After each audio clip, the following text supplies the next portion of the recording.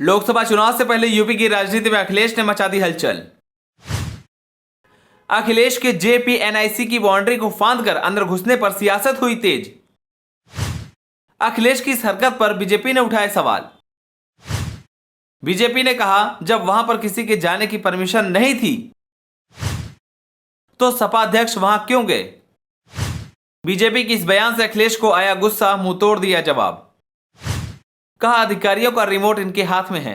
चलिए आपको बताते हैं। समाजवाद के बड़े नेता लोकनायक जयप्रकाश नारायण की जयंती पर अखिलेश यादव लखनऊ में जेपीएनआईसी की बाउंड्री को फांदकर अंदर घुसे और जेपी को माल्यार्पण किया। इस मामले पर जमकर सियासत भी देखने को मिल रही है। बीजेपी सवाल उठा रही है कि जब वहां पर किसी को जाने की इजाजत नहीं थी, गेट बंद था, तो फिर सपा अध्यक्ष वहां क्यों गए। वो पार्टी कार्यालय में भी श्रद्धांजलि दे सकते हैं। इस पर कूद फादकर अखिलेश यादव ने खुद प्रतिक्रिया दी है।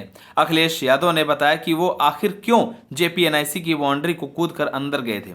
अखिलेश यादव ने कहा कि लोग यहां आते तो समाज के लोगों में ये संदेश जाता कि आखिरकार जेपी नारायण जी ने क्या किया है, लोगों को प्रेरणा मिलती है, लेकिन आपने उस म्यूजियम को ही बर्बाद कर दिया। ऐसा इसलिए किया कि आप लोगों को उसे देखना ही नहीं चाहते हैं। इसी के साथ अखिलेश यादव ने यूपी सरकार पर निशाना साधते हुए कहा कि बड़े भरोसे के साथ हमने सपना देखा था कि उनका एक विश्व स्तरीय म्यूजियम बने और इसलिए ये म्यूजियम बनाया था।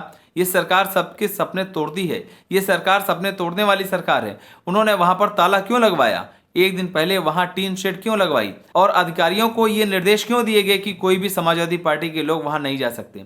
अखिलेश यादव ने कहा कि जेपी को याद करके जिन्होंने हमें लाल टोपी दी, उनके लिए मैं उस बाउंड्री पर चढ़ कर गया।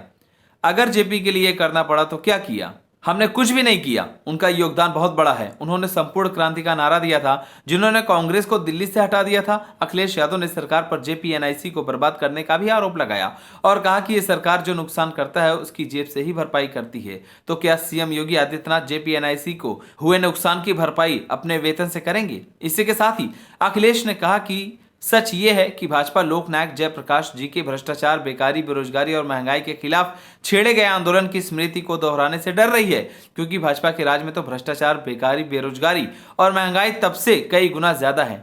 अब क्या माल्यार्पण के लिए भी जयप्रकाश नारायण जी की तरह संपूर्ण क्रांति का आह्वान करना पड़ेगा। अगर भाजपा को यही मंजूर है तो यही सही।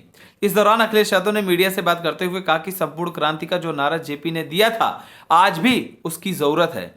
हर साल यहाँ पर समाजवादी पार्टी के लोग आते थे, इस बार क्यों नहीं आने दे रही है। सरकार आखिर छुपाना क्या चाहती है। जो चीज करोड़ों रुपए की बनी थी उसको बर्बाद कर दिया, स्मारक बर्बाद किया, रिवर फ्रंट बर्बाद किया। ये सब योजना सपा की देन थी। ये लोग उसको मिटाना चाहते हैं, इसलिए यह टीन शेड लगाई गई है। यह सरकार दूसरों से वसूल कर भरपाई करती है, पर कम से कम सरकार को यह फैसला लेना चाहिए जो नुकसान हुआ है, क्या मुख्यमंत्री अपने वेतन से उसका भुगतान करेंगे।